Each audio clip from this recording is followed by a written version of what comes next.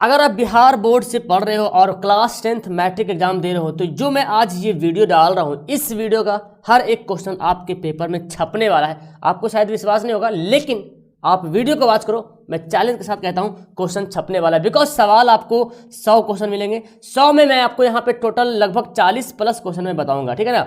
मतलब ये सवाल हर एग्जाम में आया है, तो इस वीडियो को पूरी वीडियो को वॉच करना, एक सवाल मिस्टेक मत करना। अगर आपको मैथ में 100 में 50 सवाल बनाना है, 100% 50 बनाना है, तो आपको पूरी वीडियो वॉच करो और हर इस जो मैं बताऊंगा इससे हर एक क्वेश्चन को पूरा क्लियर करना है। तो चलिए स्टार्ट करते हैं। हर एक क्वेश्चन को बनाना है और नीचे सब्सक्राइब का बटन दिया, सब्सक्राइब करना जो पहली बार चैनल पे आ रहे हो, और वीडियो को लाइक करना मत भूलिएगा। चलिए मैं आपको दिखाता हूं और एक एक पॉइंट में क्लियर करते जाऊंगा। उस क्वेश्चन से जितना सारा डाउट होगा उसको मैं क्लियर करूंगा। सबसे पहले तो नोट डाउन करें कि आपके एग्जाम में कंफर्म है कि दशमलव प्रसार शांत है कि अशांत है। ये सवाल कंफर्म आएगा। अब देखिए डिजिट चेंज रहेगा, ये तो खैर आपको तो करना पड़ेगा इतना, डिजिट चेंज रहेगा, लेकिन सवाल शांत और अशांत वाला 100% रहेगा। आप पिछला कोई भी पेपर उठा लो, आपको शांत अशांत वाला सवाल मिलेगा। इसको कैसे बनाते हैं भाई? इसको बनाते हैं P/Q करते हैं और Q का फैक्टर करते हैं, यानी कि HCF करते हैं। फैक्टर करने के बाद अगर Q का वैल्यू या तो सिर्फ 2 ही के रूप में फैक्टर हुआ हो, या तो सिर्फ 5 ही के रूप में फैक्टर हुआ हो, या 2 और 5 के रूप में फैक्टर हुआ हो, इसके अलावा किसी से फैक्टर ना हुआ हो, तब इसको बोलेंगे शांत, नहीं तो फिर अशांत। यानी कि इसके अलावा कुछ और भी आ जाएगा तो अशांत हो जाएगा। जैसे ऑप्शन देखिए ए में आप 700 को डिवाइड करोगे, हाँ ऊपर नीचे काट सकते हो, अगर कटता है तो काट सकते हो, ठीक है। 700 को अगर फैक्टर करोगे तो 7 गुना कितना 100 आ जाएगा। 100 का फैक्टर तो आ जाएगा 2 5 में, लेकिन 7 का फैक्टर देखो यहाँ पे 7 आ जा रहा है। एक अड़ंगा लग गया। 2 और 5 के अलावा कुछ भी नहीं आना चाहिए, या तो सिर्फ 2 ही रहे, या तो सिर्फ 5 ही रहे, या दोनों में से कोई दोनों रहे, लेकिन उसके अलावा कोई ना रहे तो शांत होगा, नहीं तो अशांत होगा। तो ये हो गया अशांत। इसको भी काटोगे आप तो भी पूरी कटेगा नहीं, नीचे 2 और 5 के अलावा कुछ ना कुछ आ जाएगा। यहाँ पर जो देख रहे ये पावर है, ठीक है ना। ये जो मैं लिखा हूँ 343/2 पर पावर 3 है, 5 पर पावर 3 है, 7 पर पावर 3 है। ये जो पावर से 7 पर पावर 3 का कितना होता है? 7 पर पावर 3 होता है 343। तो कट गया, कटेगा तो काट देंगे। अब देखिए मेरे पास क्या बचा, 2 पर पावर 3 बचा और 5 पर पावर 3 बचेगा। यानी कि फैक्टर जो है 2 और 5 के ही रूप में बचेगा, तब होगा ये शांत। अगर इसके अलावा कुछ और होगा तो हो जाएगा अशांत। जैसे 1/8 दे दिया जाए तो 8 का फैक्टर कितना होगा? 2 गुना 2 गुना 2, है ना, तो ये शांत होगा। अगर दे दिया जाए 3 बटे दे दिया जाए आपको 20, है ना, तो देखो 20 को कैसे तोड़ोगे? 4 5 में तोड़ोगे, 4 को तोड़ोगे तो 4 तो 2 में टूटेगा, 1 को टूटेगा, 2 गुना 2 गुना 5 में टूटेगा, तो ये क्या हो जाएगा? शांत हो जाएगा। अगर इसका फैक्टर कर रहे हैं 2 5 के अलावा आ जाएगा तो अशांत हो जाएगा। कंफर्म है, सवाल छपने वाला है, इसलिए इस टाइप का सवाल को कंफर्म तुम कर लो। ओके, चलिए देखिए एक मासा से सवाल पूछता है, यानी कि लासा एलसीएम, ठीक है ना। लासा और मासा बोले तो एचसीएफ, एलसीएम एचसीएफ से एक सवाल कंफर्म आता है कि इसका एलसीएम बताओ, या एलसीएम एचसीएफ का अनुपात बताओ, कुछ भी बताओ। तो 5 15 20 का आपको एलसीएम निकालना है। देखिए तो 5 का फैक्टर तो 5 होगा, 15 का फैक्टर 3 गुना 5 होगा, और 20 का फैक्टर 2 गुना 2 गुना 5 होगा। अब आपको क्या पूछा जा रहा है? एलसीएम, है ना, एलसीएम पूछा जा रहा है ना। देखिए एलसीएम, तो एलसीएम कितना होगा इसका? तो आपको पता है एलसीएम कैसे निकालते हैं। देखिए इसको जब अभी हम हल करेंगे, 2 पर पावर 2 गुना 5 हो जाएगा। तो 2 पर पावर 2 ले ले, सबसे बड़ा वैल्यू उठा लेंगे यहाँ से, फिर 5 को मुझे लेना पड़ेगा, सब में 5 आ गया, फिर 3 को लेना पड़ेगा, ये मेरा एलसीएम हो जाएगा। और एचसीएफ निकालने बोल रहा, तो एचसीएफ देखेंगे कॉमन क्या हो रहा, 5 5 5 दोनों में कॉमन हो रहा।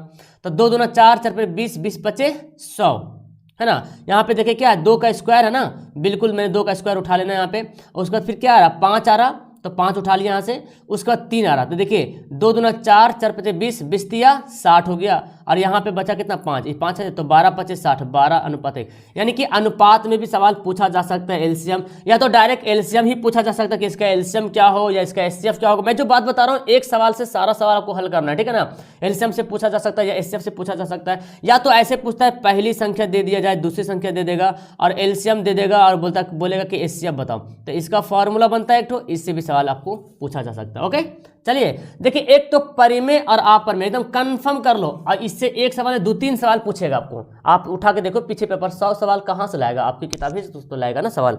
तो आपको इसमें से सवाल परिमेय अपरिमेय, जिसका रूट निकल जाएगा वो होगा परिमेय संख्या। देखिए 64 का वर्गमूल 8 होता है, 81 का वर्गमूल 9 हो जाएगा, इसका रूट निकल गया, ये हो गया परिमेय संख्या। देखिए इसमें देखिए दोनों एक ही में है, लेकिन रूट 3 का तो रूट निकलेगा नहीं ना, तो ये हो गया अपरिमेय संख्या, इरेशनल नंबर। यहाँ पे देखिए, यहाँ पे 21 और 35 का तो रूट निकलेगा नहीं, तो ये भी अपरिमेय संख्या हो गया। यहाँ पे देखिए ये दोनों अपरिमेय संख्या का जोड़ रहे, अगर दो अपरिमेय संख्या का जोड़ रहे, चाहे घटाव रहे चाहे गुना रहे, है ना, तो अगर उसको हल करके देखेंगे, अगर √3 गुना √3 दे दिया जाए तब इसको हल करना पड़ेगा, तब 3 आएगा, तब 3 हमारा परिमेय संख्या होगा। लेकिन अगर ना हो, रूट ना निकल, रूट कटवे नहीं करे, है ना, रूट किसी का निकला ही नहीं निकल पाए, तो वो अपरिमेय संख्या होगा। तो नोट डाउन कर लेना, परिमेय और अपरिमेय से एक सवाल कंफर्म है। एक सवाल आपसे ये पूछा जाएगा, भाज्य संख्या कौन है, अभाज्य संख्या कौन है, सम संख्या कौन है, विषम संख्या कौन है। आपको पढ़ना है अभाज्य संख्या, जिसको प्राइम नंबर बोलते हैं। तो देखिए यहाँ पे सबसे छोटी अभाज्य संख्या कौन होती है, 2 होती है। और सबसे छोटी अगर भाज्य संख्या बोल जाए, सबसे छोटी भाज्य संख्या तो क्या हो जाएगा, 4 हो जाएगा। ये दोनों बातें याद रखेंगे, सबसे छोटी अभाज्य संख्या 2, सबसे छोटी भाज्य संख्या 4। सवाल कभी कभी ऐसे बोलता है कि सबसे छोटी भाज्य संख्या सबसे छोटी अभाज्य संख्या का जोड़ बताइए, तो छोटी भाज्य संख्या अभाज्य संख्या 2 हो गया, अभाज्य संख्या 4 हो गया, तो जोड़ देना है। गुना बोलेगा तो गुना कर देंगे। सवाल बहुत बार पूछा गया ऐसे। ओके, चलिए एक सवाल ऐसे पूछा जाएगा, बहुपद कौन है कौन नहीं, कंफर्म एक सवाल पूछेगा। अब बहुपद कौन नहीं होगा इसका मैं बता रहा हूं, ठीक है ना। यदि x या y या z ABCD कुछ भी चर मान जिसको बोलते हैं ना, अगर वो रूट में रहे तो बहुपद नहीं होगा। अगर वो बटा में रहे, हल करके भी देखना हमको, अगर हल करने के बाद बटा कट जाता है तो फिर वो बहुपद हो जाएगा, ठीक है ना। तो अगर हल करने के बाद ही बटा में x रहे तो बहुपद नहीं होगा, या तो पावर रहे माइनस पे तो भी बहुपद नहीं होगा। अच्छा, अगर x पर पावर 1/2 रहे तो देखो, ये जो रूट x लिखे ना, इसको हम ऐसे भी लिख सकते हैं, ये दोनों सेम बात है।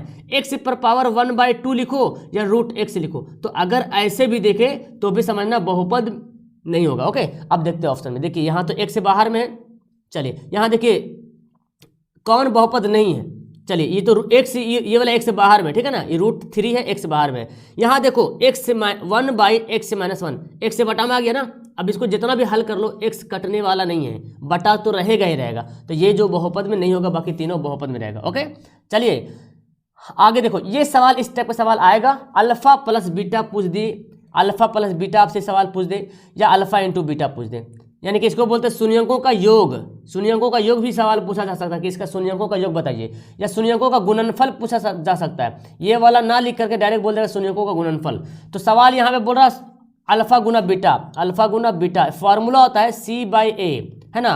तो c का वैल्यू कितना, देखिए ये x² का मल्टीप्लाई a कहलाता है और x का मल्टीप्लाई b कहलाता है, और ये बचा c कितना है, -6 है, और a कितना है, 1 है, तो देखिए -6, ऑप्शन क्या हो जाएगा, बी हो जाएगा। अल्फा प्लस बीटा बोलेगा तो -b/a, ये फॉर्मूला। अब b का वैल्यू कितना है, -2 है, तो यहाँ पे हम -2 रख लेंगे, a का वैल्यू यानी कि 2।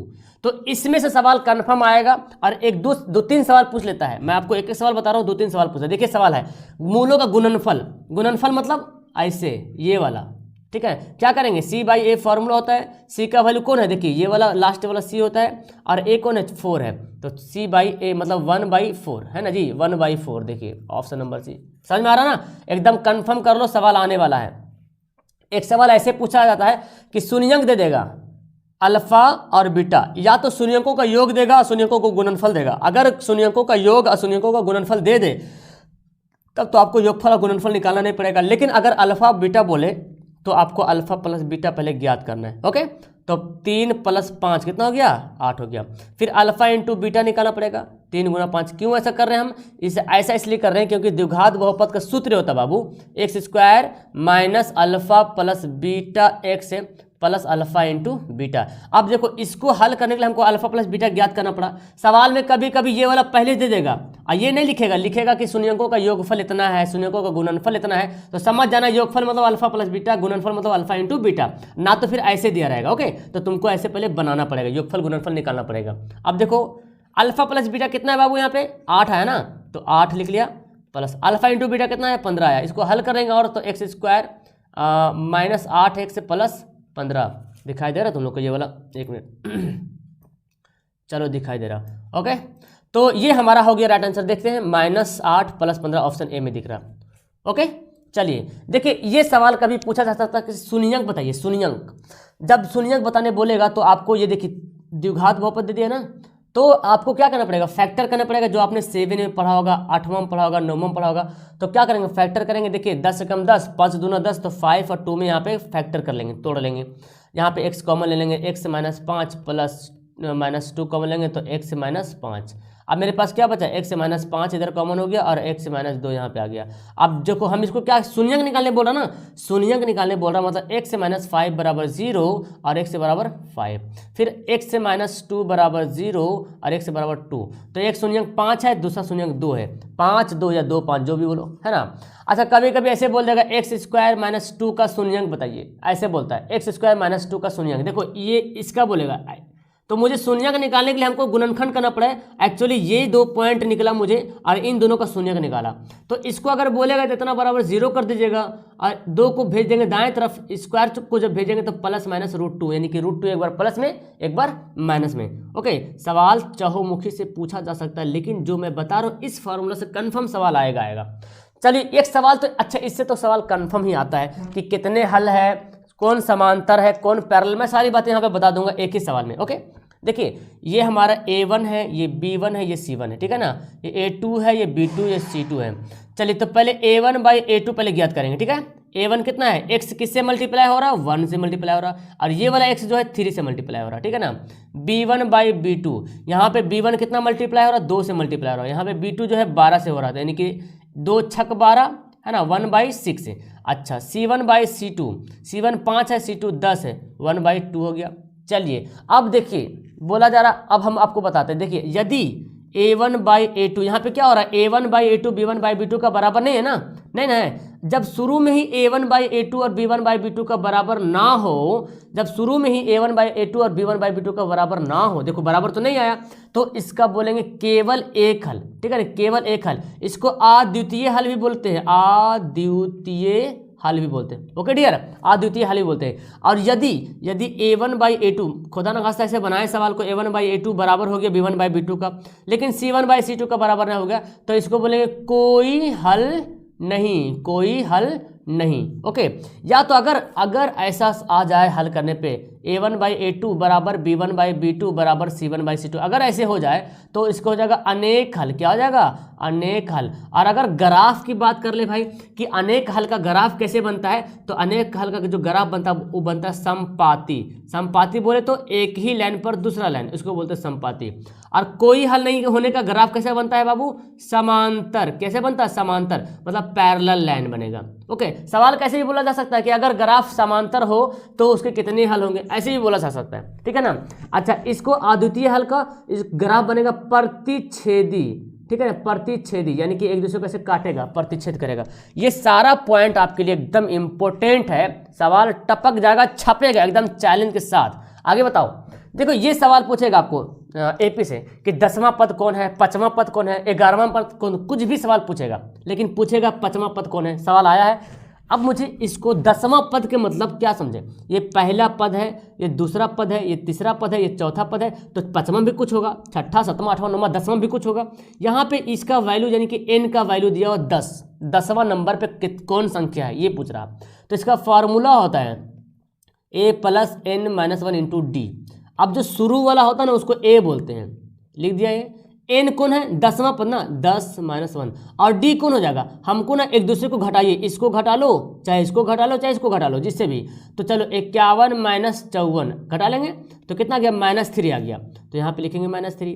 अब देखो भाई यहाँ पे 54 हो गया और यहाँ पे कितना हो गया, 10 में से गया 9, 9 × 3 = 27, प्लस माइनस हो जाएगा, और इसको घटा देंगे, देखिए आ जाएगा कितना, 27 आ गया 27। तो मेरे पास आंसर क्या हो जाएगा, ए होगा हमारा राइट आंसर। कैसे हुआ, समझ में आ गया ना। 10वां पद बोले या 5वां पद बोले, जो जितना पद बोलेगा उसका n का वैल्यू हमको वो मानना पड़ेगा, एज्यूम करना पड़ेगा, ठीक है, लेट करना पड़ेगा, ठीक है, समझ में आ गया। तो यहाँ पर शुरू वाला को a बोला जाता है, इसका डिफरेंस को d बोलते हैं। इधर से घटाएंगे, 51 में से 54 घटाएंगे, -3 आया, -3 वैल्यू पुट करके बना दिया मैंने। ओके, चलिए अब देखिए एक सवाल ऐसे बोला है, योग निकालने का फॉर्मूला बोला जा सकता है। योग हमें आता भी है सवाल, तो योग निकालने का फॉर्मूला होता है बाबू, क्या होता है, SN का फॉर्मूला होता है n/2 into 2a plus n minus 1 into D. एकदम फार्मूला दिमाग में एकदम रख लो।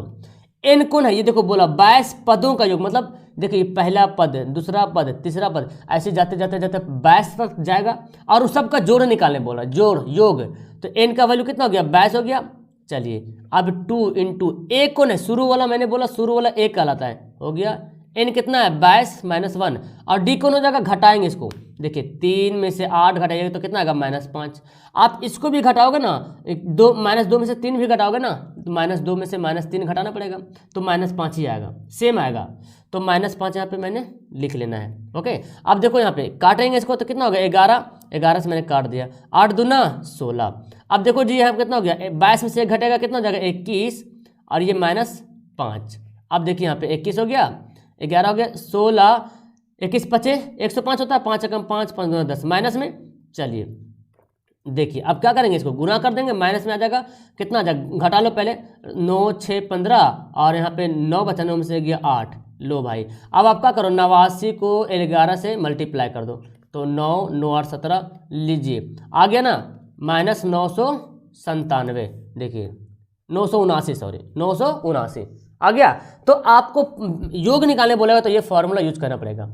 चलिए देखिए एक सवाल आप ऐसे पूछा जाएगा, मूल बताइए इसका, मूल क्या, मूल वास्तविक होगा, समान होगा, असमान। जैसे ही मूल निकाले बोलेगा तो आपको मूल के मतलब ये होता है, इसको ये भी समझो, आगे पता नहीं सवाल है कि मूल के मतलब ये समझो, मूल निकालने बोलेगा मतलब ये हुआ विवेचक, विवेचक भी निकालने बोला जा सकता है, ठीक है। डिस्क्रिमिनांट भी बोलते हैं इसको, विविक्तर भी बोलते हैं, ठीक है ना। तो इसका फॉर्मूला d बराबर b² माइनस 4ac आपको बनाना है, ठीक है ना, b² माइनस 4ac। अगर बोलेगा सिर्फ विविक्तर निकाले तो बना के छोड़ देंगे, आंसर ला देंगे। चलिए देखिए यहाँ पे ये शुरू वाला a है, ये b है, c मैंने बताया आपको, b का वैल्यू कितना 2 है ना, 2 का स्क्वायर 4, a का वैल्यू कितना 1, c का वैल्यू 4। तो देखिए 2 दूना 4 माइनस 4 चौक 16, कितना आ गया, -12 आ गया, है ना जी। देखिए b का स्क्वायर कितना है, 2 है, 4, और a का वैल्यू 1 है, c का वैल्यू 4 है, तो 4 चौक 16 -12 में से 4 कटेगा, -16 में से 4 कटेगा, -12। अब देखिए ये हमारा क्या आ गया, विवेचक आ गया, ये आ गया विवेचक। अगर बोलेगा विवेचक ज्ञात कीजिए तो यहाँ पे आंसर कर देंगे, लेकिन बोलेगा आप मूल बताइए, मूल वास्तविक है कि असमान है। अब देखो यहाँ पे, अब खेला यहाँ शुरू होता है। अगर d का वैल्यू जो निकाला मैंने b² माइनस 4ac, अगर d का वैल्यू 0 आता है आंसर, लेकिन मेरा तो -12 आया ना, अगर d 0 आता है तो ये क्या हो जाएगा, रियल हो जाएगा और समान हो जाएगा, ठीक है। क्या हो जाएगा, रियल और समान। अगर 0 आता है, देखो रियल भी होगा और बराबर भी है। अगर d का वैल्यू 0 से बड़ा आता है, मतलब कि d का वैल्यू पॉजिटिव आता है, प्लस में आता है, मेरा तो माइनस में है ना। अगर 12 खाली आता तो d का वैल्यू 0 से बड़ा हो जाता, तब होता क्या, रियल होता लेकिन असमान होता, ठीक है, ये वाला ऑप्शन 2 वाला। लेकिन यहाँ पे देखो -12 आ गया, मतलब d का वैल्यू 0 से छोटा है, मतलब d का वैल्यू माइनस है। 0 छोटा कब होगा, जब माइनस होगा तब ना, तो इसको बोलेंगे वास्तविक नहीं है। ओके, क्या बोलेंगे, वास्तविक नहीं है। ये तीनों पॉइंट से सवाल बनता है, एकदम दिमाग में रख लो आप लोग। चलिए एक इससे सवाल बनता है कि अगर ये ग्राफ दिया हो, है ना, ये x है, ये y है, x का वैल्यू कितना है, 2 है, कहीं ना कहीं x का वैल्यू +2 है तो दाएं तरफ रहेगा, है ना। मान लें कि यहाँ पे 1 यहाँ पे 2 होगा, तो इसका ग्राफ ऐसे बनेगा, ऐसे, ठीक है ना। और y बराबर -2, तो y का वैल्यू नीचे जाएगा, यहाँ पे y का मान लें कि -1 है तो -2 यहाँ पे होगा, तो इसका ग्राफ ऐसे बनेगा, ऐसे। तो ये जो देख रहे ऐसे ऐसे ग्राफ कट रहा ना, ये x वाला, ये y वाला, ये आपस में क्या हो रहा है, ये आपस में परपेंडिकुलर हो रहा, लंबवत हो रहा, हमारा आंसर हो जाएगा एक।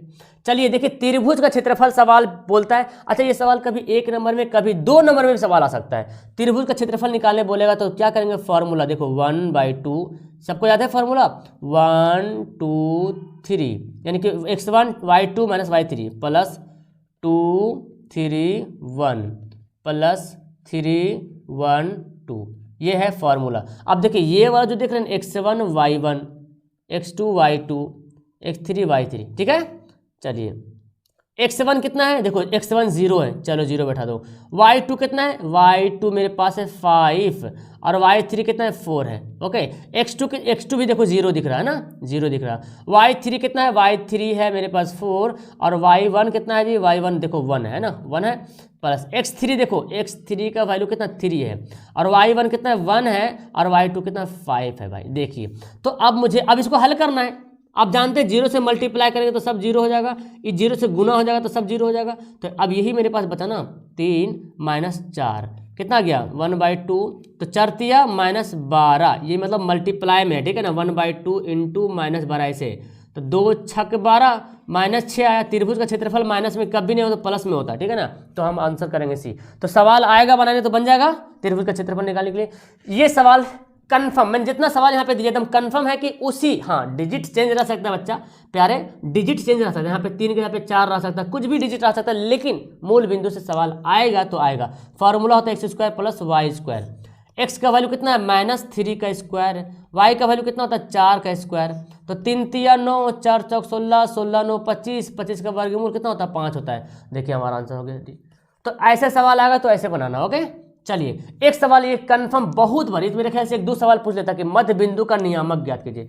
चलिए भाई, जिसको नहीं समझ आता देखेंगे ध्यान से, x1 y1 x2 y2, मध्य बिंदु को नियामक जैसे ही बोलेगा निकालने के लिए तो formula बैठाइएगा x1 + x2/2 y1 + y2/2। अब जिसको इसमें से पूरा सवाल बना लिया हो तो समझो उतना नंबर तुम्हारा फिक्स है, एकदम कंफर्म है, टेंशन नहीं लेने वाला, ठीक है ना।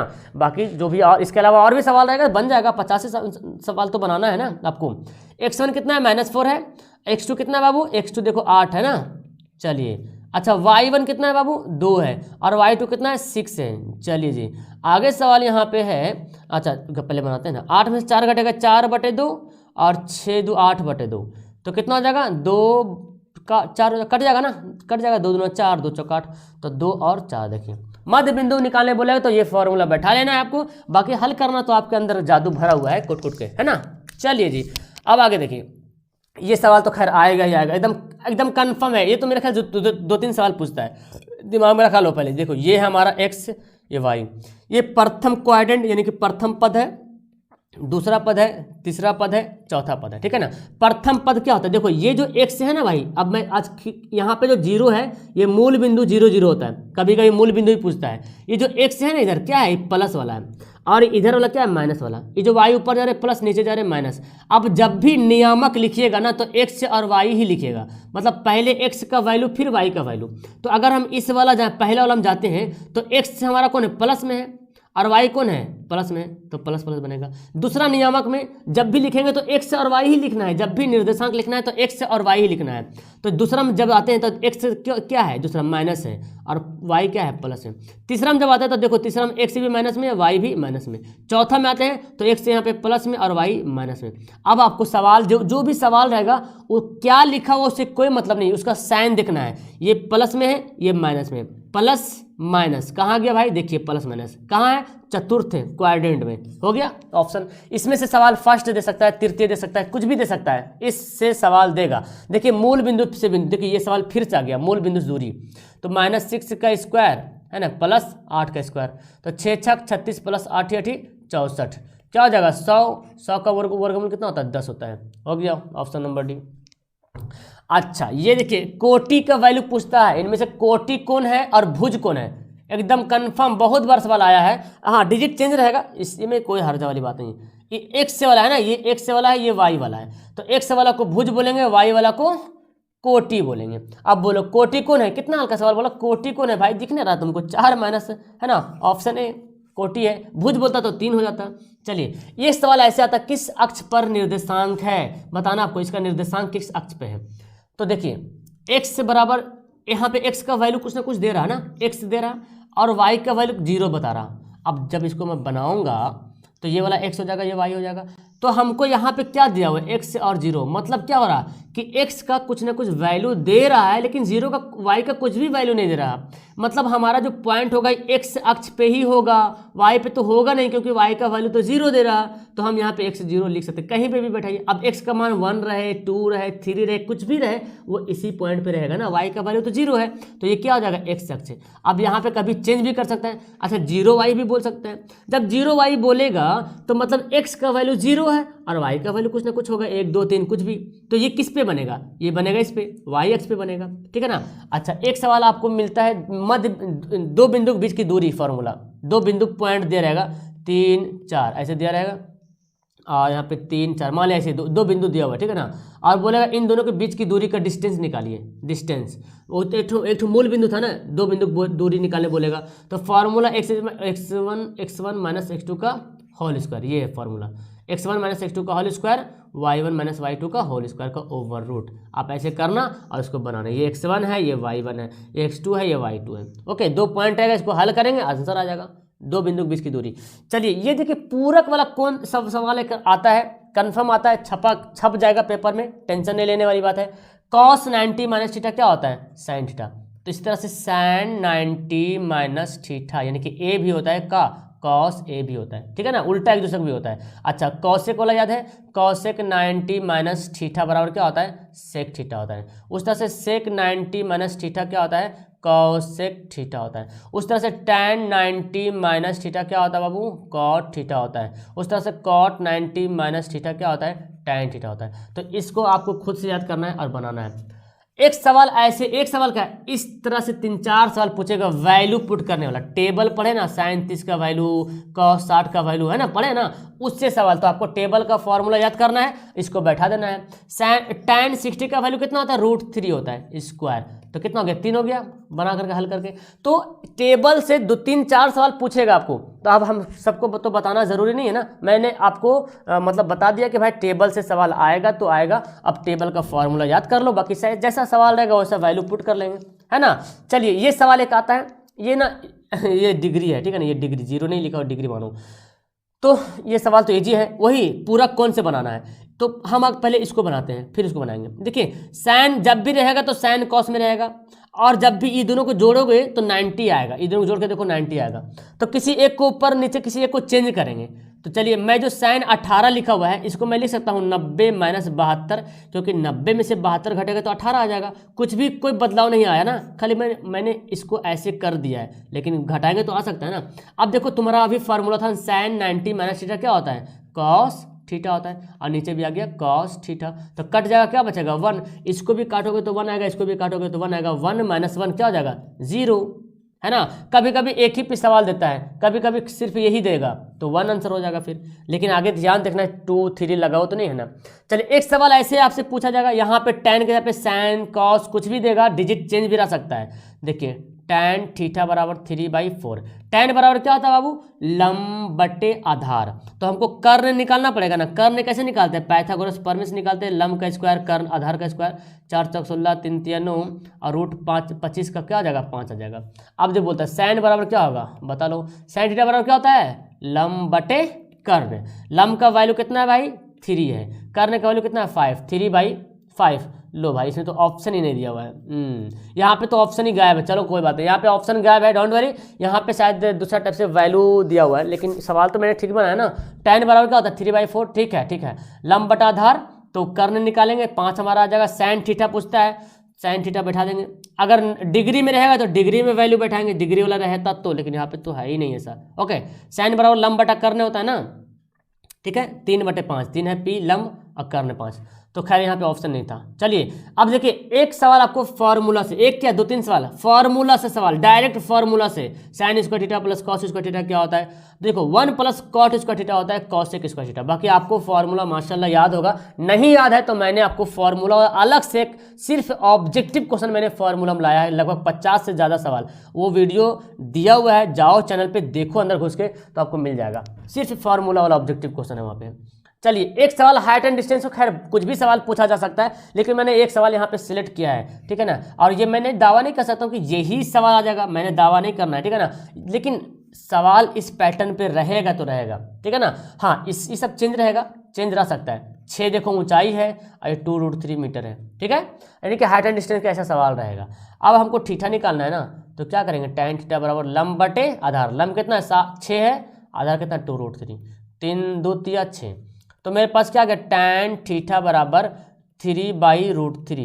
जब भी ऐसा रहता तो क्या करेंगे, परमेयीकरण करते हैं, तो 3√3 बटा 3 हो जाएगा, गुना हो गई दोनों, 3 दिन कट गया। तो मेरे पास क्या है, tan थीटा बराबर √3, और √3 जो है वो tan 60 डिग्री के बराबर होता है।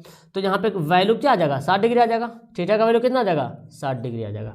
ओके चलिए अब ये सवाल तो बना। अब ये सवाल एक तो पूछेगा, त्रिभुज से ऐसा सवाल आता है कि समबाहु त्रिभुज का कोण बराबर है, उनके क्षेत्रफल का अनुपात है, तो भुजा का अनुपात बताइए, ऊंचाई का अनुपात बताइए। कुछ भी बोलेगा, चाहे भुजा का अनुपात बोले, चाहे ऊंचाई का अनुपात बोले, कुछ भी बोलेगा, ठीक है ना। तो ये क्षेत्रफल का अनुपात दिया हुआ है। जब क्षेत्रफल का अनुपात दिया रहेगा और आपसे भुजा का अनुपात पूछे, चाहे ऊंचाई का अनुपात पूछे, तो इसको कुछ नहीं, एकदम ऐसे बस उड़ा दीजिएगा घूंघट।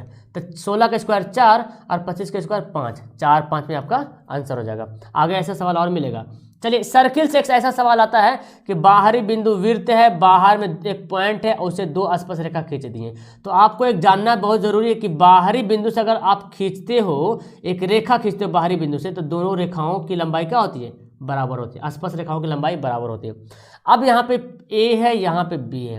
अब देखो बोला गया PA 4 है तो PB कितना होगा? तो PB भी 4 होगा, क्योंकि बाहरी बिंदु से वृत्त पर खींची गई स्पर्श रेखाओं की लंबाई समान होती है।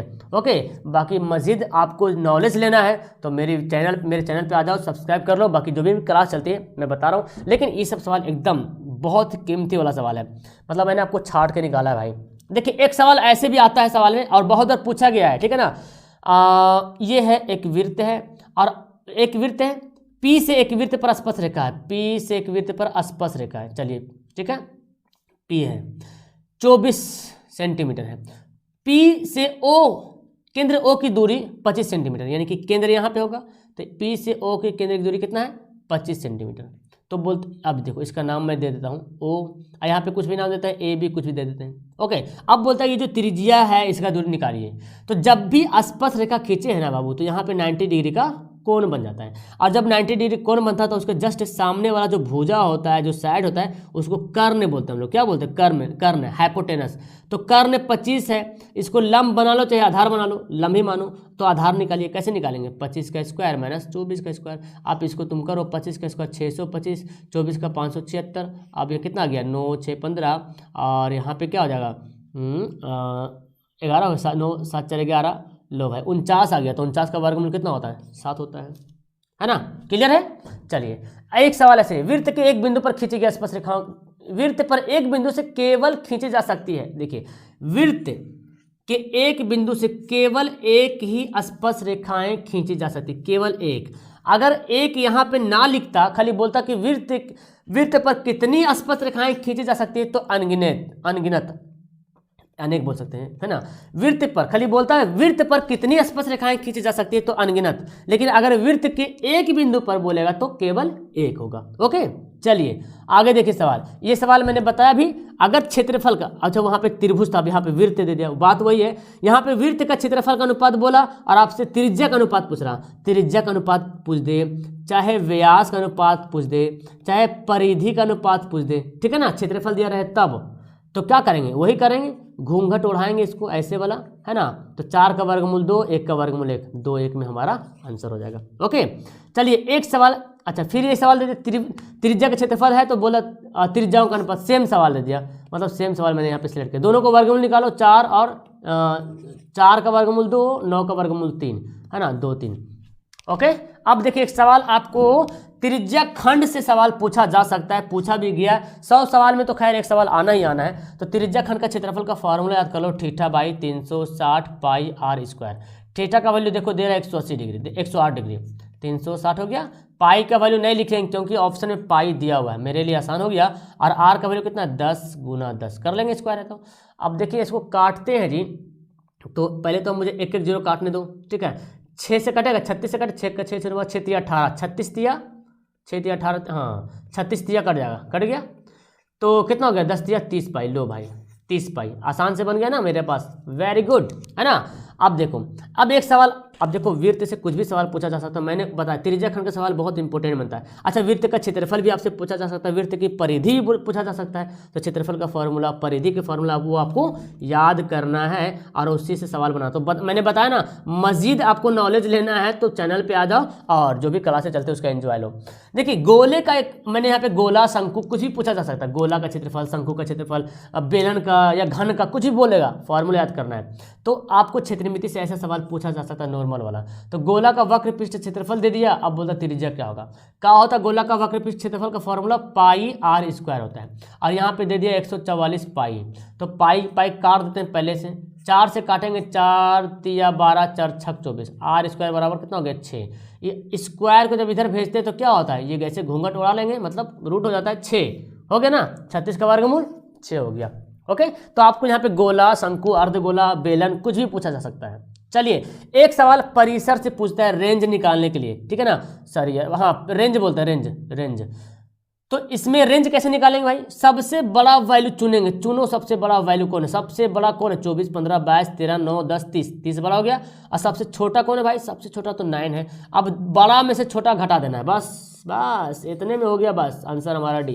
ठीक है, एकदम बहुआ वाला सवाल पहले चुनना है, ऐसे सवाल आएगा। अच्छा बहुलक से एक सवाल कंफर्म है कि आएगा, जो जितना ज्यादा बार रिपीट हो रहा वही हमारा क्या होगा, बहुलक होगा। 3 देखो 3 बार आ रहा, हो गया बहुलक। ओके अच्छा माध्यिका सवाल पूछेगा या माध्यक, माध्यिका और माध्यक उसी को बोलते हैं। तो कैसे बनाएंगे, जब भी माध्यिका या माध्यक पूछेगा आपसे, सेम है क्या, अच्छा माध्यिका या माध्यक आपसे पूछेगा तो पहले इसको असेंडिंग या डिसेंडिंग, आरोही क्रम या अवरोही क्रम में अरेंज करना, सजाना है। तो बढ़ते क्रम घटते क्रम बनाए ना 2, 3 क्लास में, बढ़ते क्रम में सजाइए, तो सजाते हैं, बढ़ते क्रम सजा दिए। और क्या है 5, 6, 7 है, गिन लेते हैं 1, 2, 3, 4, 5, 6, 7, यहाँ भी 1, 2, 3, 4, 5, 6, 7।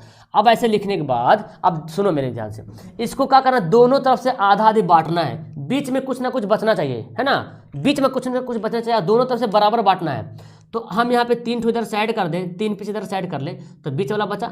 अब जो बीच वाला बचा वही हमारा आंसर हो गया। लेकिन सर बोले सर अगर सवाल ऐसे दिया रहे, अगर सवाल ऐसे दिया रहे, एक ठो ज़्यादा रहे, मतलब कि जैसे कि यहाँ पे तो सर 3 ठो आधा आधा कर लिए, एक ठो बीच में बचा, लेकिन सर यहाँ पे 4 को आधा करेंगे तो बीच में बचेगा क्या, लड्डू, कुछ नहीं बचेगा। तो हमको क्या करना, नहीं जब ऐसे होगा ना, ऐसा कंडीशन जब आएगा तो जोड़ी गिनिएगा 1, 2, 3, 4, 5, 6, 7, 8 गो है, यानी कि सम संख्या के रूप में, है ना।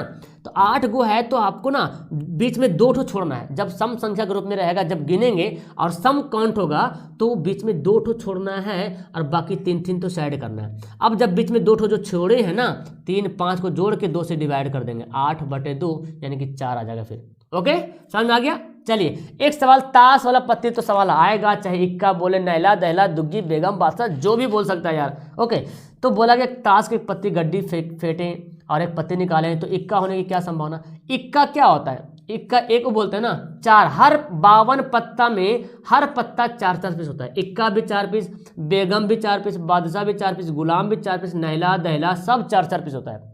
अब यहाँ इन्हें बोला कि लाल वाला इक्का काला वाला इक्का, खाली बोला इक्का होने की प्रायिकता, तो इक्का 4 ठो है और टोटल कितना है 52, तो 13 चौके 52, 1/13। तो ऐसे सवाल पूछा जा सकता है आपसे। ओके चलिए देखो किसी घटना की प्रायिकता का अधिकतम मान क्या होता है, अब मैं आपको बताता हूँ। किसी भी घटना का प्रायिकता का अधिकतम मान 1 से बड़ा होता नहीं। देखिए क्या होता है, प्रायिकता जो भी प्रायिकता होता है ना बाबू, वो या तो 0 रहेगा या 0 से छोटा रहेगा, 0 से बड़ा रहेगा। इसका मतलब ये हो गया ये जो है बराबर, देखो ये जो P है ना, उसके बाद मैं यहाँ पे 0 लिखता हूँ, इसके बाद ऐसे देखो प्रायिकता जो होगा वो 0 से बड़ा होगा, ऐसे मुंह घुमा दिए इधर, मतलब क्या हुआ 0 से बड़ा हो गया, या तो 0 के बराबर, इसका मतलब बराबर। ओके या तो 1 से छोटा रहेगा, 1 से बड़ा नहीं रहेगा, या बराबर रह सकता है, ये है इसका फंडा।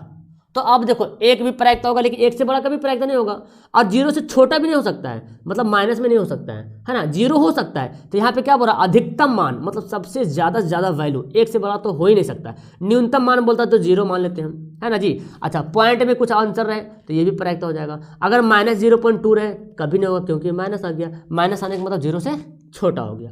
चलिए कौन प्रायिकता है बताइए, इसमें से कौन प्रायिकता हो सकता है। तो देखिए यहाँ पे 2 तो हो नहीं सकता, ये भी नहीं हो सकता।